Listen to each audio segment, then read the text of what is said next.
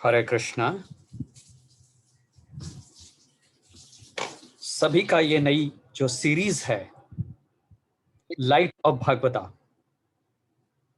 ये नई सीरीज जो 6 आवर्तन रहने वाले हैं, इसमें हर रविवार शाम 5 बजे, मतलब आज से ये सीरीज चालू हो रही है और इसके बाद भी दूसरी नई सीरीज रहेगी, क्योंकि उस वक्त जन्माष्टमी स्पेशल सेशंस रहेंगे।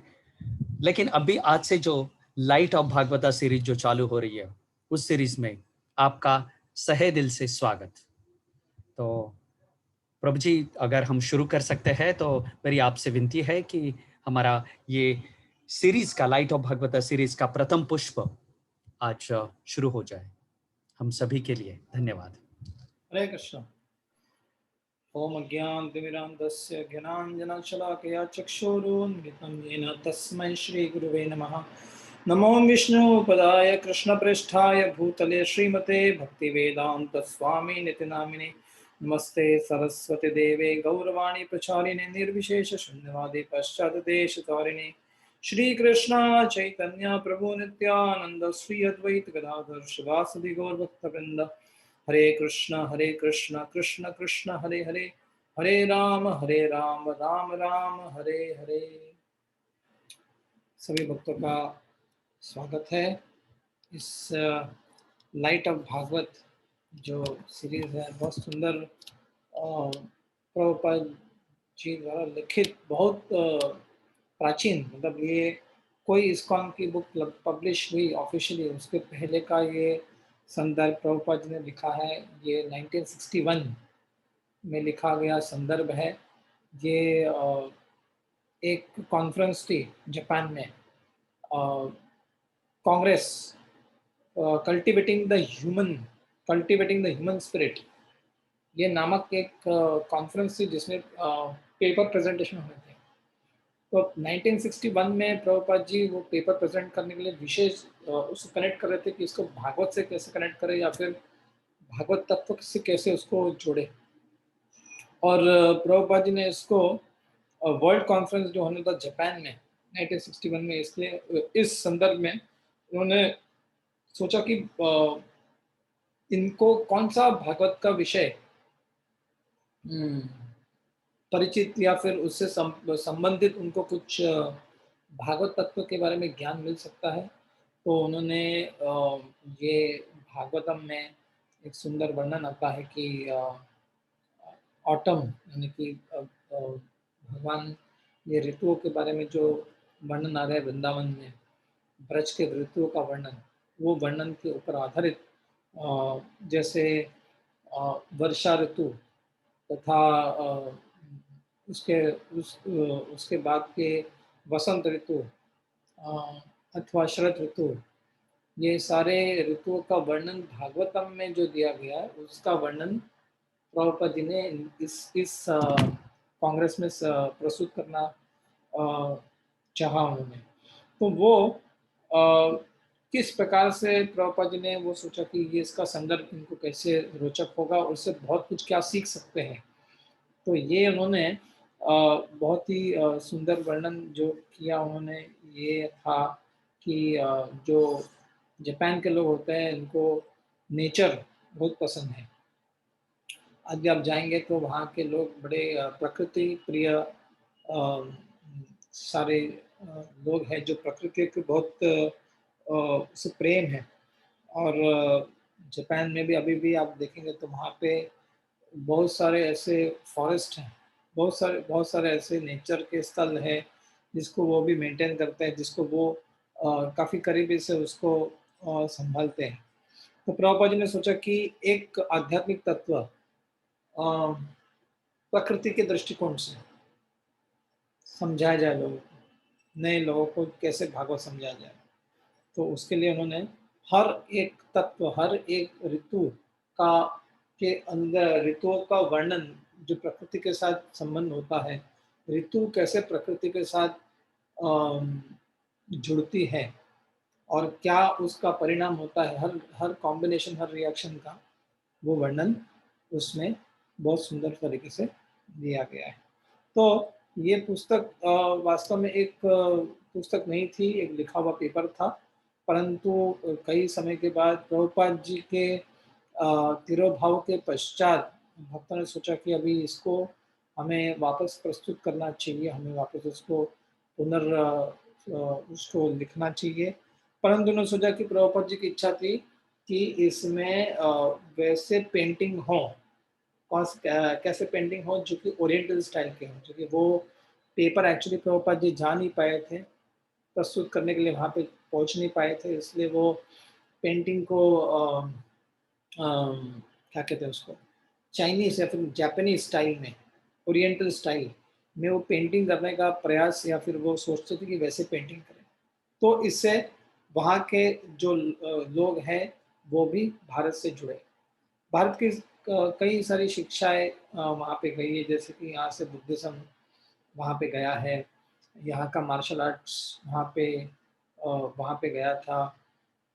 ये सारी चीज़ देखते हैं, अब कराटे, कुंग फू, ये सारी चीज़ हमारे कलरी-पयतु में बहुत पहले वर्षों से परशुराम जी ने सिखाई हुई जो विद्या थी, उसको ऋषि गण गए और वहाँ पे जाके उन्होंने उन देशों के लोगों के लिए उन देशों के काफ़ी जो वहाँ के टीचर्स थे, सेंसेई जो बोलते हैं उसको गुरु, उनको वो ज्ञान प्रदान किया। इसलिए देखा जाए तो भागवत उम, ऐसा यूनिवर्सल फिलॉसफी है, जो कहीं पे भी किस प्रकार से उसको को दर्शाना है, वो एक महत्वपूर्ण कला है, जो प्रभुपाद ने ये पुस्तक में लिखी है। ये 1961 के बाद में कदाचित 1984 में इसको पब्लिश किया गया और ये बुक आपको आज भी बीबीटी द्वारा प्रकाशित पुस्तक है, द लाइट ऑफ भागवत।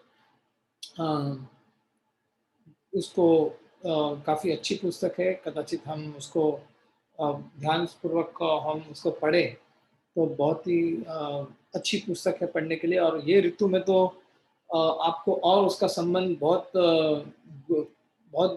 गाढ़ संबंध हो जाएगा, क्योंकि इसमें प्रगाढ़ संबंध इसलिए है कि आज हम वो सब कुछ देखते हैं। आज की जो ऋतु है, वो है वर्षा ऋतु, और वर्षा ऋतु से यहाँ शुरू होता है। तो ये मैं कुछ 3 वर्णन आज करूँगा, और पहला वर्णन है बादलों के बारे में वर्णन है। तो बादलों के वर्णन से क्या हम सीख सकते हैं, क्या हम समझ सकते हैं? दूसरा वर्णन दिया गया है कि किस प्रकार से वर्षा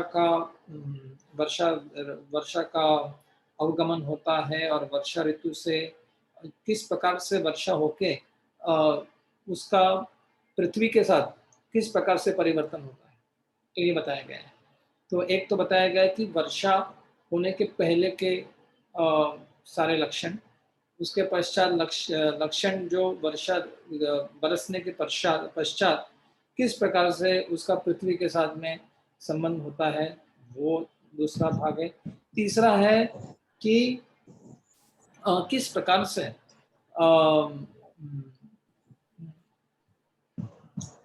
वर्षा के कारण बहुत सारे जीव जंतु या मनुष्य को किस प्रकार से उसका लाभ होता है, ये एक तीसरा वर्णन दिया गया है कि किस प्रकार से वो है।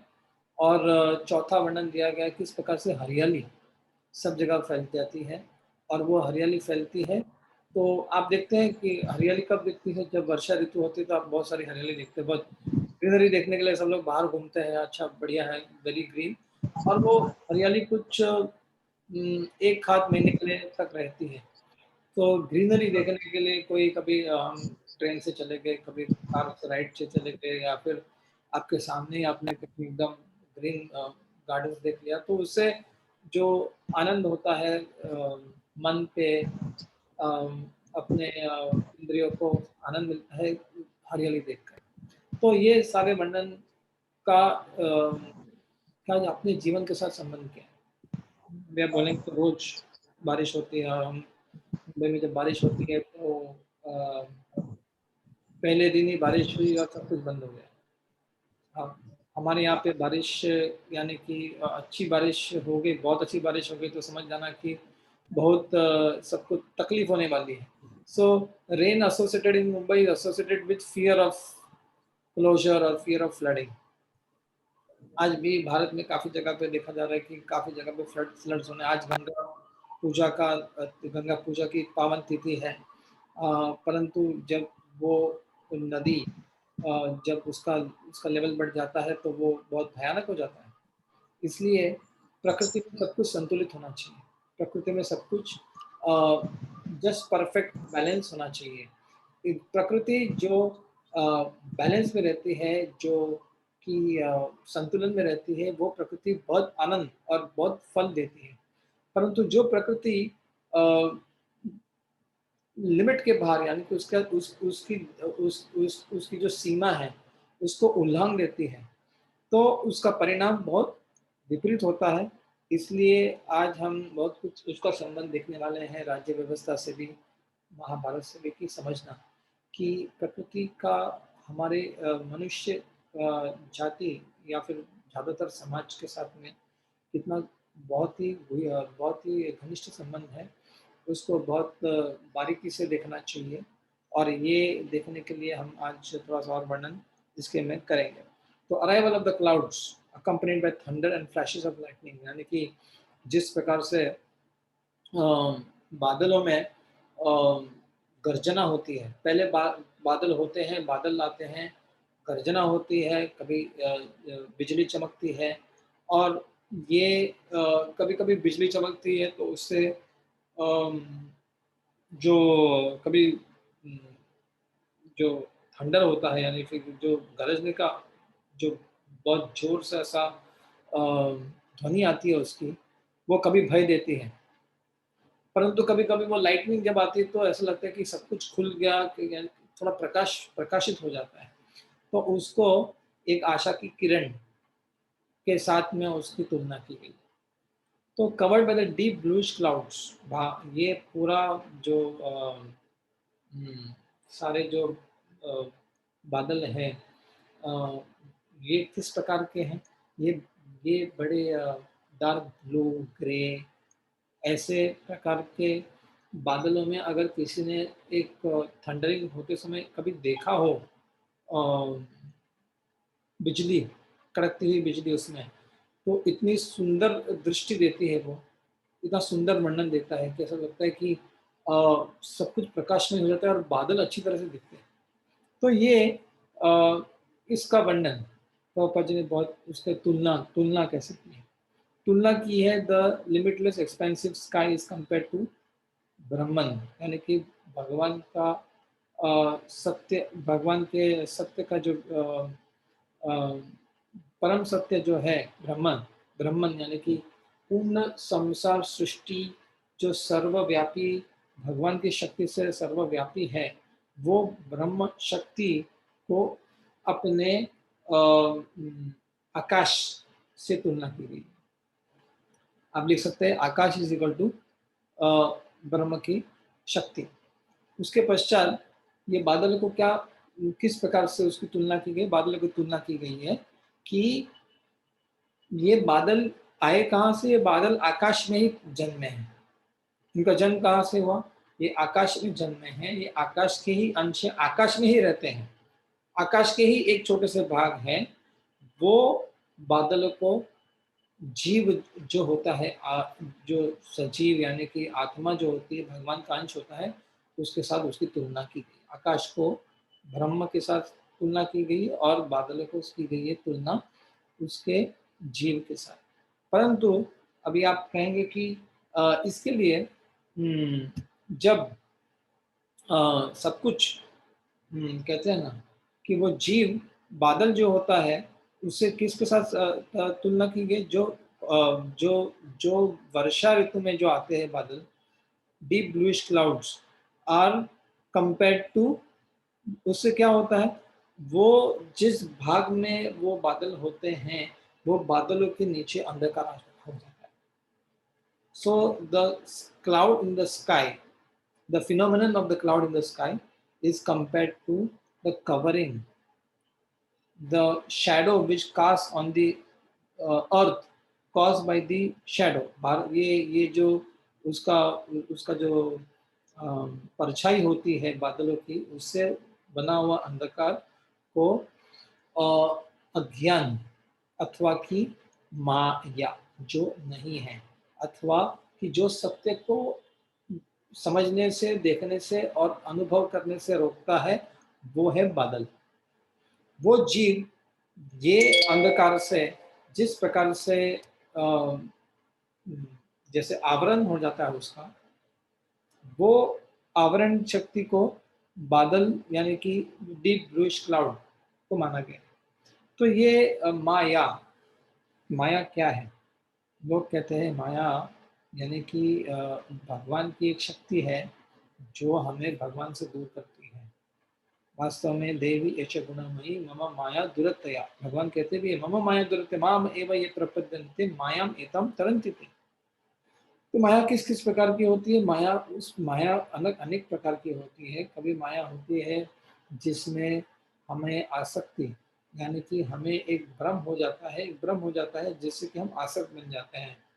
भ्रम किसका हो जाता है? भ्रम हो जाता है कि ये सारा भौतिक संसार एक एक संपूर्ण सत्य है या संपूर्ण है। ये भौतिक संसार में हमारी सारी इच्छाओं को पूर्ति करने का साधन है। ये हमारे जीवन का लक्ष्य है कि जिससे हम आनंद से जिए, इसे हमें हम बनाएं। ये वर्णन जब होता है तो आता है कि we think that this is reality. तो जैसे हमने इंद्रप्रस्थ में देखा, दुर्योधन जब वो अ, मैं दानव ने बनाया हुआ सुंदर महल था, उसमें कहीं पे जल था, लेकिन वो रखता था कि पृथ्वी है, परंतु वहां पे पैर रखते ही वो पानी में गिर गए, डूब गए वहां पे अंदर पानी में।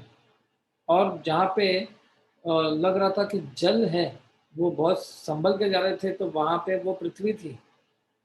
द्रौपदी ये देखकर हंसी थी, और ये हंसी के कारण जैसे एक माया का प्रभाव क्या था?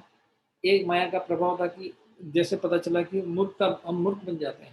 हमें नहीं पता चलता कि हम क्या कर रहे हैं, हम कहाँ पे जा रहे हैं, हम किसके साथ संबंधित हैं। तो वो सत्य नहीं होता है। उसी प्रकार से दूसरा दूसरा जो माया का आवरण है, अ, वो आवरण है कि हम जो भी कुछ करते हैं उसमें हमारे को कर्तापन यानी कि वी आर द डूअर्स, ये आता है। तो ये दो प्रकार की माया शक्ति है, एक तो आवरण शक्ति है, आवरणात्मिका शक्ति है, और एक विस्मरण। एक तो लगता है कि ये सत्य है, दूसरा है कि हमको लगता है कि यही ये हम करने वाले हैं, ये हम करता है इसके। सो एक से लगता है कि हमें आसक्त हो जाते हैं, दूसरे से हमें लगता है कि हम ही सब कुछ कर रहे हैं। ये जो शक्ति है, दो दो शक्ति, माया की शक्ति हमें भ्रमित करने में सफल हो जाती है माया की। इसलिए कहते हैं कि ये मेरा है और ये मेरे से होता है, दिस इज माइंड। कोई इसके ऊपर हमारा अधिकार जमाना, और ये कार्य के ऊपर मेरा अधिकार है या फिर मेरे से ये कार्य होता है। ये दो प्रकार के, this it is mind, it is our, I am this and this is mind, ये मैं हूँ और ये मेरा है। इसलिए धृतराष्ट्र का जो संवाद शुरू होता है, सबसे पहले मामकः पांडवाश्चैव, ये मेरे पुत्र है, वो उसके हैं। हमें इसलिए प्रहलाद महाराज कहते हैं कि लोग जो सोचते हैं कि ये मेरा है, ये तेरा है, ये समझना है कि ये माया के प्रभाव में है। और दूसरा, जब ये प्रश्न पूछा गया कि आपको शक्ति कहाँ से मिलती है, आपकी इतनी शक्ति आती कहाँ से, तो वो कहा कि जो शक्ति आपको मिलती है वो शक्ति मेरे में भी है। तो शक्ति का संचार जो होता है, या जो कुछ हम करते हैं, वो भगवान के द्वारा ही मिलता है। वो समझना, वो ना समझना, वो बादल के समान है। और इसको कहते हैं कि that forgetfulness give rise to separatism called false ego, ये अहंकार होता है। परंतु ये अहंकार क्या है? ये अहंकार गर्जना है, गर्जाता है, ये मैं हूँ, ये मेरा है, ये तुम्हें छोड़ना है, ये मेरा अधिकार है इसके ऊपर। ये गर्जना करने वाले लोग होते हैं। जैसे कि एक बार प्रभु रामचंद्र के यहाँ पे अम, एक एक एक एक श्वान आया था, कुत्ता। और ये कुत्ते को लोग मार रहे थे, और उसको जाके श्वान जाके प्रभु रामचंद्र के जो असेंबली है या फिर जो उनका उनकी जो उनका जो कोर्ट है जो होता था उनका महल में जब लगती थी, ये इस प्रकार की जो जैसे जनता आए और वहाँ पे अपना क्लेश यानी फिर अपना दुख समझाए और समझा के उसका निवारण करने के लिए सभाएं होती थी।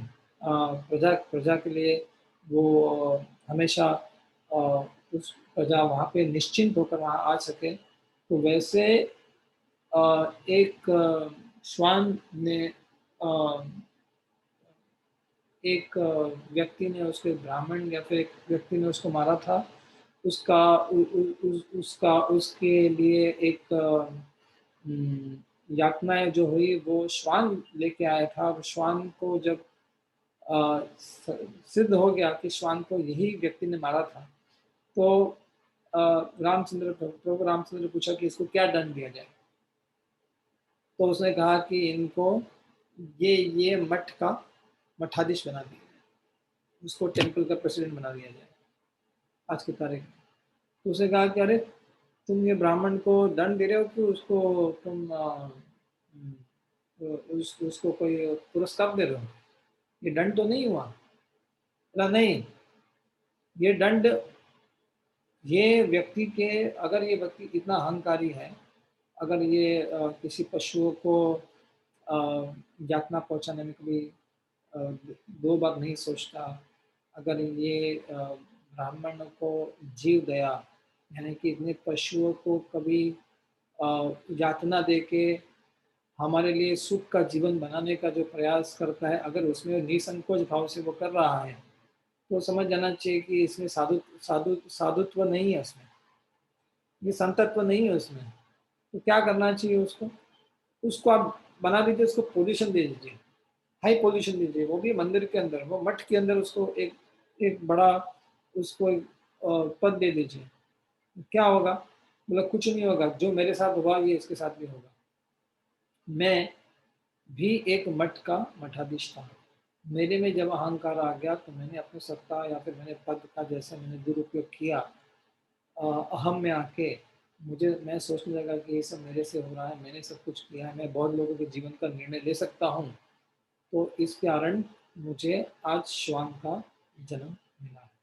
इसलिए अगर कोई व्यक्ति अहंकार में होता है, अगर कोई व्यक्ति माया के प्रभाव से ये ये पद तक जाता है कि उसके पास बहुत इन्फ्लुएंस करने की, उसको बहुत सारा इन्फ्लुएंस करने की क्षमता बढ़ती है, तो उसके पास एक बड़ी रिस्पॉन्सिबिलिटी होती है। इसलिए भगवत गीता में भी बताया गया है, भगवान अर्जुन को कहते हैं, अर्जुन अर्जुन तो कह रहा था कि मुझे किसी को भी यातना देनी नहीं है, लेकिन यातना न देने के लिए मैं अपना कर्तव्य ना पालन करूं, ये दूसरा ये दूसरी प्रकार की माया है। तो एक प्रकार की माया से बचने के लिए कभी कभी व्यक्ति दूसरी प्रकार की माया में फंस जाते हैं। अर्जुन का वही अर्जुन के वही हल थे, वही उनके लक्षण थे। इसलिए भगवान ने कहा, अर्जुन तुम मूर्ख हो, तुम आर्य नहीं हो, क्योंकि तुम्हारी सोच अनार्य है, तुम्हारी सोच एक माया के प्रभाव से प्रभावित है, ये संकुचित है। इसलिए अर्जुन, तुम्हें ये माया के प्रभाव से बाहर निकलने के लिए मैं गीता सुनाऊंगा, अगर तुम समझने के लिए तैयार हो। अर्जुन ने कहा कि मैं शिष्य हूँ, मुझे सुनना है, मुझे समझना है, मुझे ये दुविधा से बाहर निकलना है। जब हमारे जीवन में बहुत दुविधा हो जाती है कि समझ में नहीं आता कि करें तो क्या करें, और करके भी उसके परिणाम बड़े दुखदायी लगते हों, तो समझना चाहिए कि हमारे अंडर के जो कंसेप्ट है, हमारा जो निर्णय हम सोचते हैं, हम जिस प्रकार का जीवन में विचार करते हैं, वो विचारधारा में कहीं ना कहीं त्रुटि है। वो धर्म आधारित नहीं है, वो धर्महीन है, वो प्रभावित है।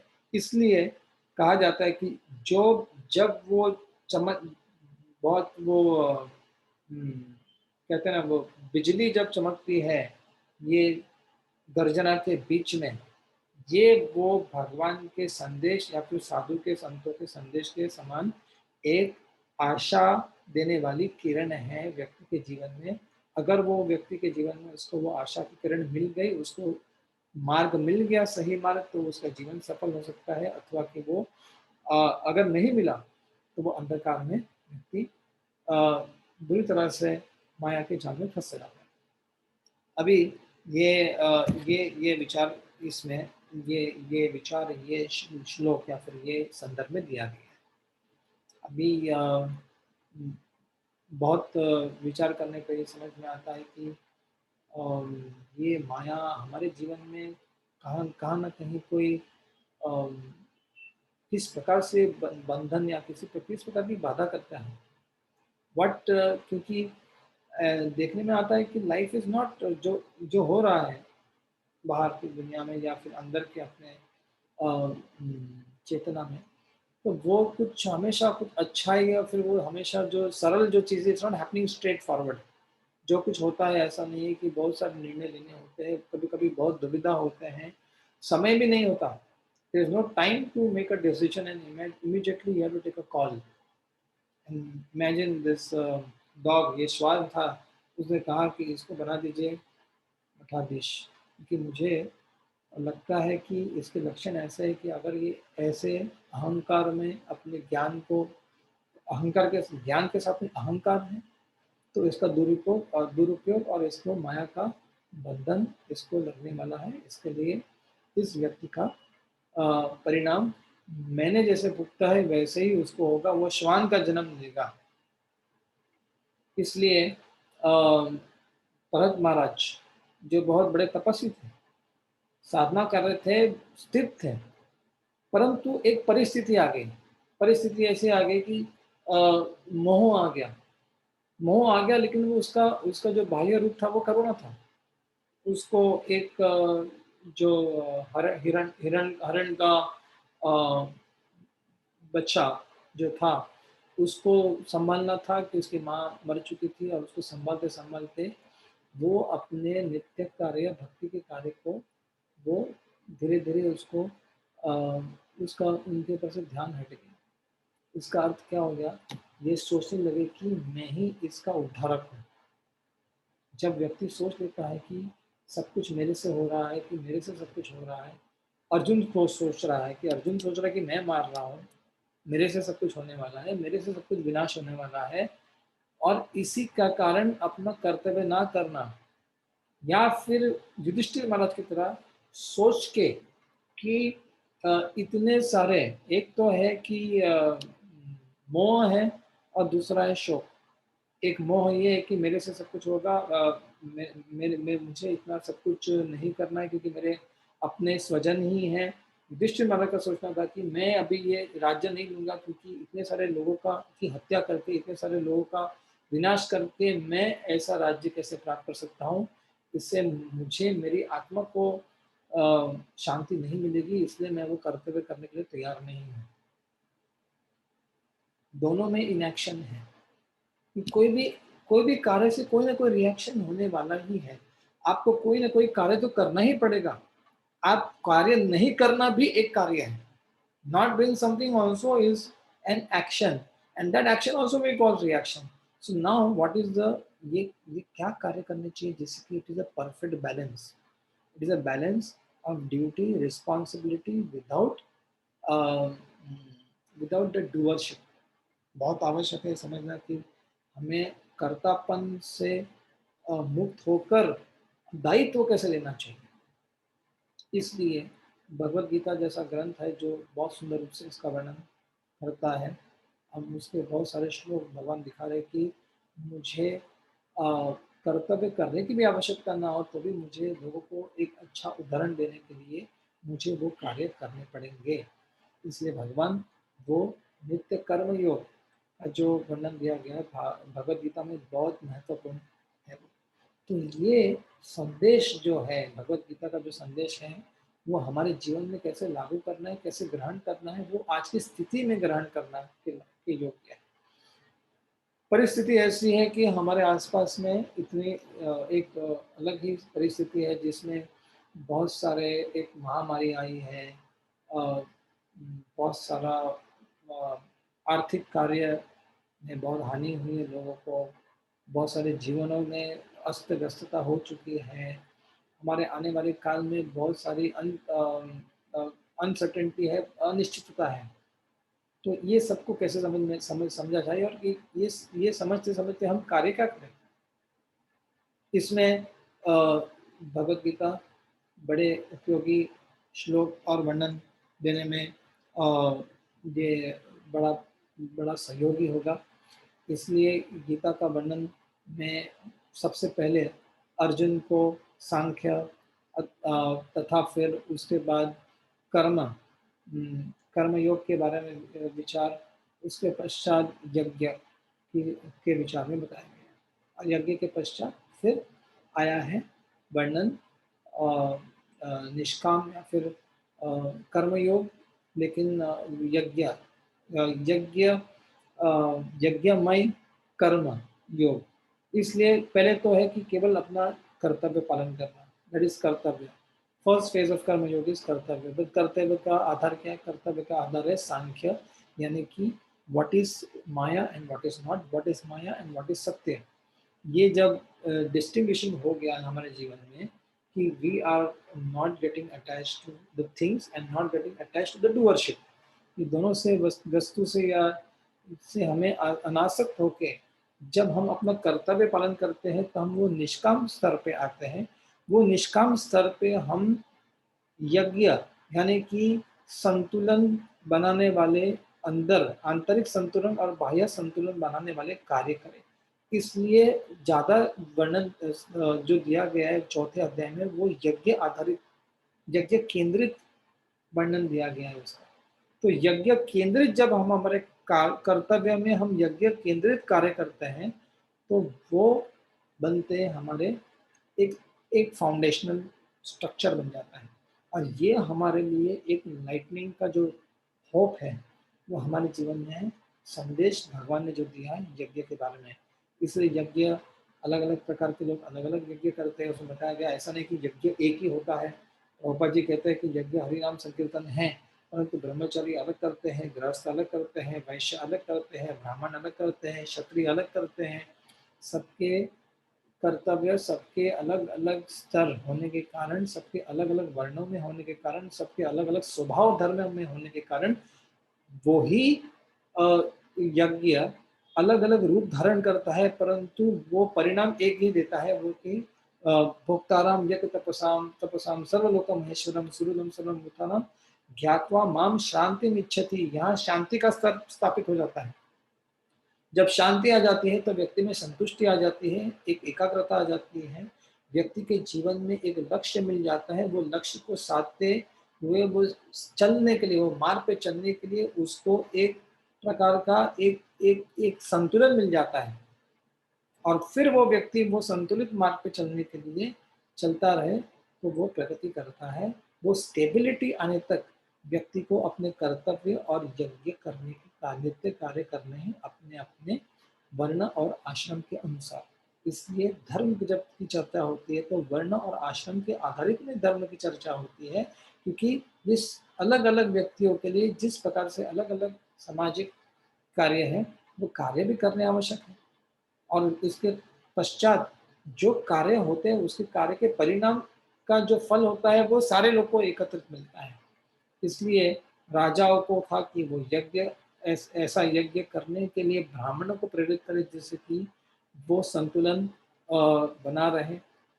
वैश्य का यज्ञ था कि वो प्रगति और धरती को उपजाऊ बना के गौ वंश को आगे बढ़ा के उससे समृद्धि और उसके यज्ञ के उस वो क्या देते, वो टैक्स देते थे। Major tax payers were the earners. शूद्र यानी कि labourers, workers, skilled workers were never the tax payers. Agriculture was taxed because agriculture meant that they were producing stuff। जहाँ से उत्पत्ति होती थी जो भी स्टफ और उसका ट्रेडिंग होता था that was taxed। Brahmins were never taxed because they were only engaged in cultivating knowledge and distributing it without any fees। आजकल वो फीस हो चुका है, प्रोफेशनल फीस हो चुकी है, बाद में कंसल्टिंग हो चुका है। वो so called it is still a kind of occupation which is which is not purely Brahminical. इसलिए ये बहुत सुंदर वर्णन आ गया है पार्ट वन में कि the light the lightning is that perspective, that hope, that direction which we get from the scriptures, from the Bhagavad Gita, especially the word of God. Now, ये बादल बनते कैसे हैं? ये दूसरा वर्णन दिया गया है। बादल बनते हैं तो जल में से, समुद्र के जल में से, जब सूर्य का तेज होता है, जब आप 6 ऋतु जब गिनते हैं तो एक ग्रीष्म यानी कि समर, उसके बाद वर्षा, ग्रीष्म के जो बहुत लोग बहुत त्रस्त होते हैं समर में, there is lot of temperature, there is lot of heat. परंतु आप विचार कीजिए, अगर ये ग्रीष्म ऋतु नहीं आती, अगर वो सूरज अपना पूरा प्रकाश नहीं देता, पूरा तेज नहीं देता, तो बादल बनने के लिए जो जो बाफ का जो प्रक्रिया है, बाफ की प्रक्रिया, वो संपूर्ण नहीं होती थी। और वर्षा ऋतु 4 महीने में तक कैसे चलती थी? How can there be clouds without the sun, without the heat and the temperature of the sun, which continuously evaporates the water from the surface of the earth, sufficient quantity to survive for another 4 months of monsoon to nourish the land. उसके लिए भी, पृथ्वी को देने के लिए, जल और पृथ्वी दोनों के ऊपर सूर्य का प्रकाश और तेज, थोड़ी यातना उसको लगनी है। Therefore, if you think that there is something to be gained in this world without any pains, it is not possible, it is not in nature. अगर आप सोचो नहीं सुप्तस्य सिंहस्य प्रविशन्ति मुखे मृगाः, अगर राजा भी है, जंगल का राजा सिंह, अगर वो सोचे कि मैं राजा हूँ और मैं कुछ ना करूँ, मेरा मुख खोलूँ और मेरे मुंह में मृग आ जाए और मैं खाऊं उसमें, नहीं, जंगल के राजा को भी बहुत मेहनत करनी पड़ती है। तो वही मेहनत प्रकृति वो प्रकृति में दिखती है कि वो परिश्रम दिखता है, कि परिश्रम जब होता है तब उसका परिणाम मिलता है। इसलिए परिश्रम करना है, परिश्रम उस प्रकार से करना है कि वो देने में उसका अंत हो, उसका परिणाम क्या हो? संग्रह, लोक संग्रह, यानी कि सभी लोगों में बटे। जब सारे पृथ्वी, जल, सूर्य को क्या मिलता है इसमें से? सूर्य सब कुछ लेता है, सब पानी निकालता है। सूर्य को कभी लगता है, वर्षा होती है, कभी स्प्रे करता है अपने आप को, हाँ मतलब कूलिंग स्प्रे चाहिए हमको, उसको एयर कंडीशनर नहीं लगता है, लेकिन वो एयर कंडीशनर क्रिएट कर लेता है सभी को लिए। तो सूर्य की इतनी क्षमता है कि सूर्य के पास इतनी क्षमता है कि वो इतना लेता है, लेकिन वो लेता है इसके लिए कि सबको बंटने के लिए। कहाँ से लेता है? जहाँ पे बहुत है। राजा उस प्रकार से होता है, जहाँ पे बहुत है वहां से उतना लेता है, ताकि दूसरे जिसके पास कोई नहीं, कुछ नहीं है, उसको मिले। So the collection of the taxes is compared to the evaporation of water from the sun. So राजा को कैसे टैक्सेशन करना है, इसके ऊपर चाणक्य ने बहुत सुंदर वर्णन दिया गया उनके अर्थशास्त्र में। और इतना सुंदर वर्णन दिया गया कि this is the basis of अर्थशास्त्र। अर्थशास्त्र धर्म से आधारित होना चाहिए, धर्म केंद्रित होना चाहिए। वो अर्थशास्त्र तभी सक्सेसफुल हो पाएगा जब वो धर्म केंद्रित हो। any taxation which is not centered around the welfare of the citizens, that taxation is tyranny. टायरेनी का अर्थ है कि ये एक प्रकार का अत्याचार है, सामूहिक अत्याचार राजा के द्वारा। इसलिए कभी कभी लगता है कि जब वर्षा एक ही जगह पे ज़्यादा आ जाती है तो हम सोचते हैं कि ये प्रकृति का प्रकोप है। उसी प्रकार से कभी कभी लगता है कि जो लोग को नहीं मिल रहा है उसको नहीं मिलता है, और जिस लोग को मिल रहा है उनको ज़्यादा मिल रहा है। ये कहते हैं अनइक्वल डिस्ट्रीब्यूशन। जब प्रकृति में असंतुलन हो जाता है, जब समाज में अधर्म आ जाता है, तो उसको दोनों को कंपेयर कर सकते हैं कि जो धनी है और धनी बन जाएगा, जो गरीब है और गरीब बनता रहेगा। ये कैसे बनता है? ये एक जब राज्य व्यवस्था, जब समाज व्यवस्था में असंतुलन आ जाता है, जहाँ पे लोभ आ जाता है, जहाँ पे बहुत सारे अधर्मी आ जाते हैं। हमने वर्णन किया कि Jarasandh is like the what you call, not the greedy and a cunning and a uh, insensitive, inhuman capitalist. उसने सारे जो राजा थे उसके पास 200 के अधिक ने राजाओं को बंदी बना लिया, and he controlled all these 200 kings to expand his territory under one regime in a way that he could exploit the citizens and can gain everything for himself. Jarasandh was this king. Yudhishthir महाराज को जब विनती की गई कि आपको राजसूय यज्ञ करना है, तो राजसूय यज्ञ करने के पहले उन्होंने सभी मंत्रियों से मंत्रगणना की। मंत्रगणना की कि हमारे पास यज्ञ करने के लिए उचित धन संपत्ति है कि नहीं, do we have the resources, we should not tax the citizens to get funds for our Rajasuya yagya. This is called a thoughtful dharmik king. So ये वर्णन है कि हमें अगर ये किए बगैर हम अगर राजसूय यज्ञ कर सकते तो ये राजसूय यज्ञ हम उस तरीके से करेंगे। So this was the idea for the king, and therefore it is said in Chanakya Arthashastra also, the king it should levy taxes in a way that initially it may be painful for the citizens, but in the long term it is only going to benefit them and create welfare for them. Such a king and citizen, when they come together, both should be honest. परंतु क्या होता है, citizens are not honest in a democracy like this. Citizens are not honest, so those citizens elect people, a government of people from them only. So the same dishonest people are going to the government, whether it is this party or that party. The people have not changed. People are still dishonest. Why? Because the whole community, the whole lot is dishonest. So what happens कि बोलते ना कि आप हमेशा मधुमक्खी का जो मध रहता है, आपका जो हनी रहता है, उसमें रहेंगे, उसके आसपास ही रहेंगे, तो थोड़ा तो चटेगा ना, थोड़ा तो लगेगा ना। पानी में, जल में है मछली, तैर रही है पानी में ही हमेशा, तो आप बोलेंगे ये पानी नहीं पिएगी, थोड़ा तो पानी लग जाएगा, थोड़ा तो पानी तो उसको पीना ही है। आंखों के द्वारा पी लेते हैं मछलियां, तो उससे तो थोड़ा जाना ही है। तो कहते हैं कि government servants when they will work in such a situation, some pilferage will definitely happen, but to control it beyond the minimum, there has to be effective implementation of anti-corruption act. ये नहीं कहते कि कोई favour नहीं लेगा, कुछ नहीं करेगा, एकदम बोलेगा मेरे को कुछ भी नहीं चाहिए। Someone who is in that system, and therefore it is said that here it is explained that the payment of the tax, that the citizens also should be honest and should know that the modern setup Prabhupada बहुत, ये कब का लिखा है, 1961 में लिखा होगा ये Prabhupada। इसलिए आप देखेंगे कि in the ancient days, therefore the kings were taught Arthashastra. Arthashastra was taught by the teacher, by the Brahmanas to the kings, and citizens were taught Dharma Shastras.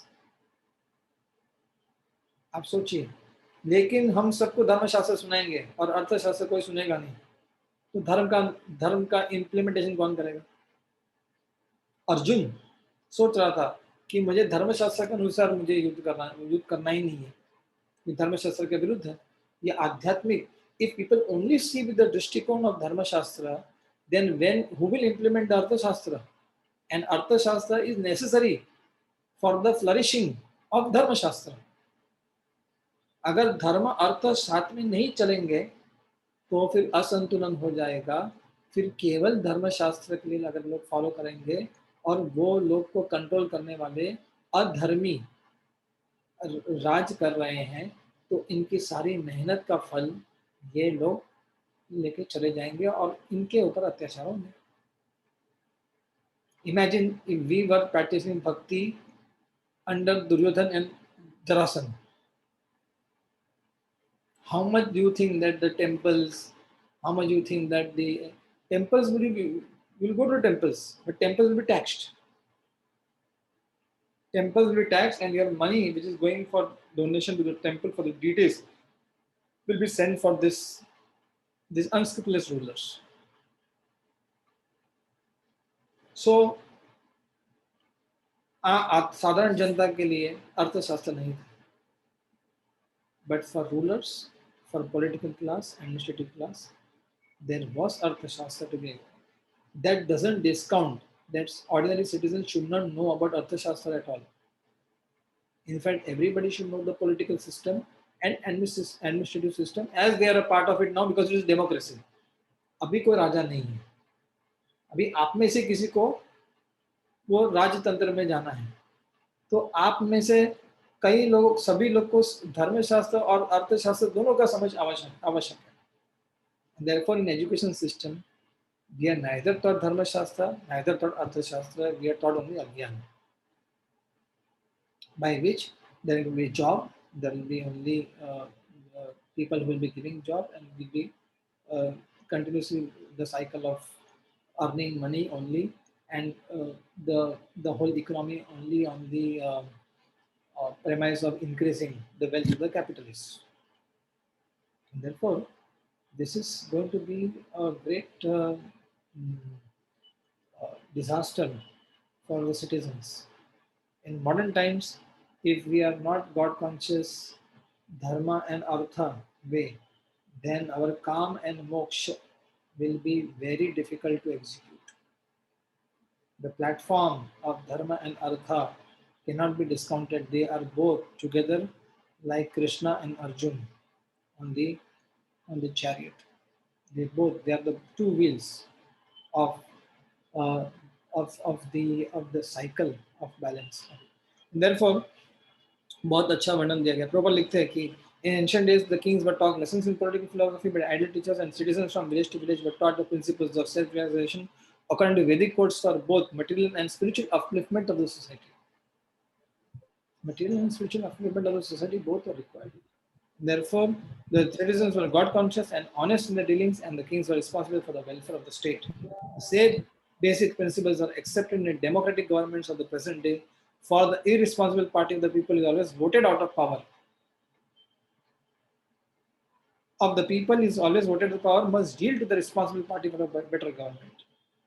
And therefore, there is a universal government which is also the cosmic government of the Devatas, which Krishna explains in the 3rd chapter, that unless the Devata and the Manav come together to perform yajna to maintain the cosmic balance.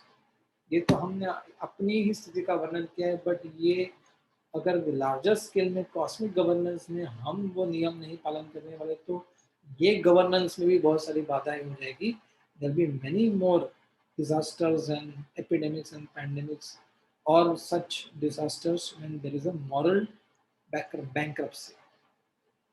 When there is a moral bankruptcy, there is an ethical bankruptcy, when there is deficiency of yajna, deficiency of giving, then there will be increase of greed, selfishness in the society, which will create a very dangerous imbalance. इसलिए obedience is the first law of discipline properly.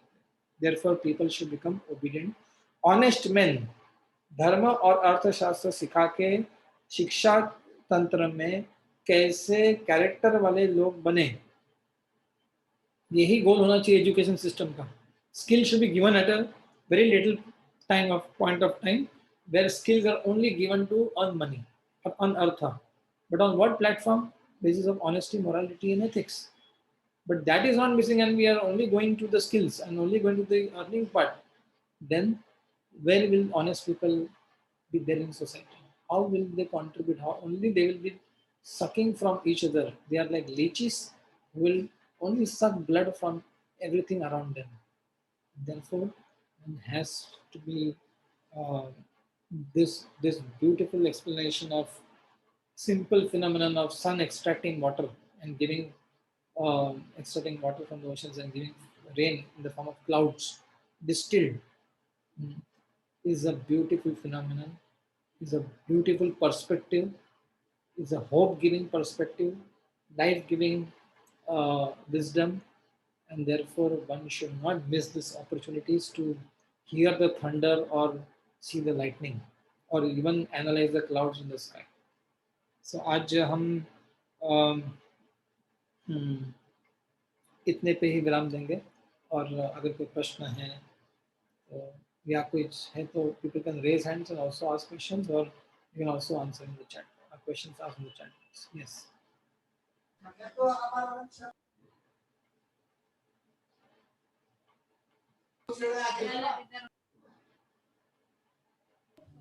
प्रभु जी, प्रश्न ये है कि अभी का जो system है इसमें हम देख रहे हैं कि जो मंदिरों में टैक्सेशन तो अभी है, मतलब डायरेक्ट टैक्सेस नहीं है, लेकिन मंदिरों में जो पैसा कलेक्ट होता है that goes to the government and government utilises that money for as per their choice. तो मतलब वो सिस्टम तो अभी भी चालू है, जैसा मतलब एक्चुअली अनवांटेड है। पहले में ऐसा नहीं था कि मंदिर का धन होता था वो भगवान की संपत्ति होती थी, they were never given to the government. इसलिए आज भी अनंत पद्मनाभ स्वामी का जो आप देख रहे हैं, जो चैलेंज हो रहा है हाई सुप्रीम कोर्ट में, it is still under the custody of the temple only, and temple is supposed to give it for the welfare, is supposed to do welfare activities from that. मतलब जहाँ पे जिस प्रकार से हमने देखा कि वर्षा जहाँ जाती है, जहाँ पे पानी नहीं होता, जल नहीं होता है, जहाँ आवश्यकता आती थी, the temples are supposed to collect the charity, the donations from everybody, so that they can give it to the people who are actually in need. And temple does not discriminate whether that is a devotee or non-devotee. Just like the rain does not discriminate whether this person is worthy or this land is worthy. वो तो पत्थर पे भी गिरता है, पर्वत पे भी गिरते हैं, और फर्टाइल जमीन पे भी गिरती है.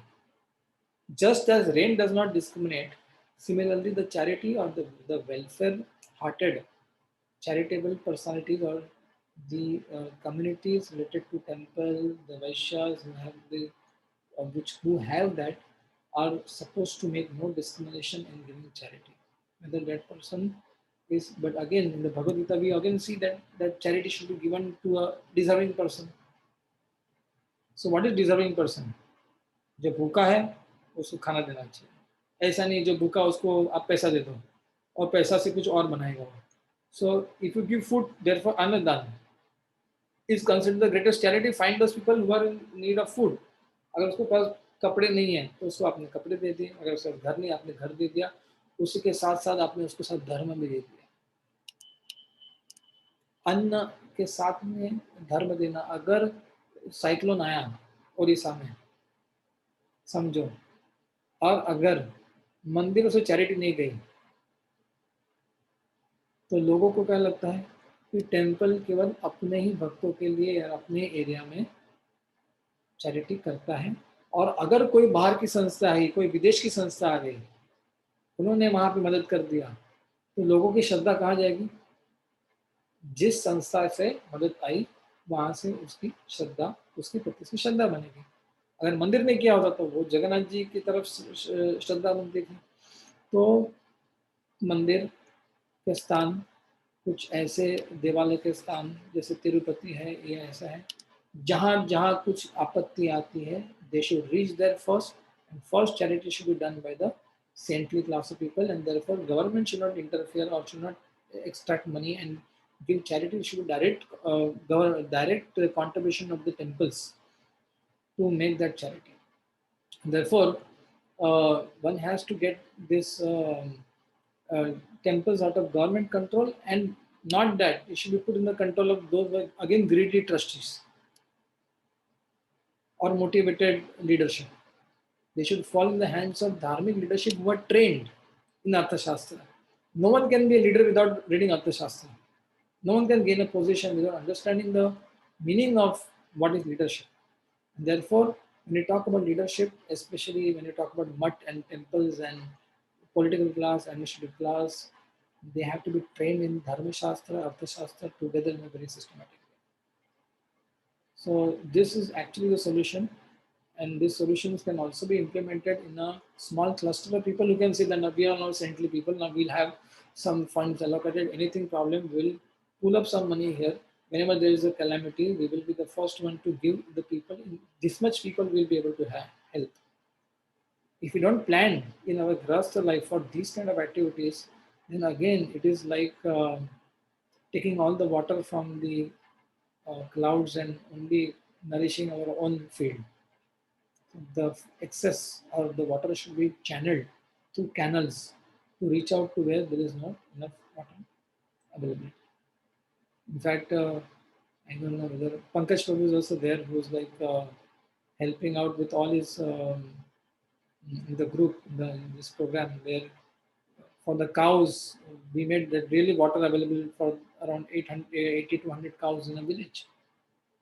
So the cows which were dying last two summers, then when we had gone, this time they were eating green fodder in the months of April and May. Am I right, Pankaj Prabhu? Are you there? He's there, but yes. So this is a very simple thing. Everyone can take that role. It can happen. Hare Krishna. और कोई प्रश्न?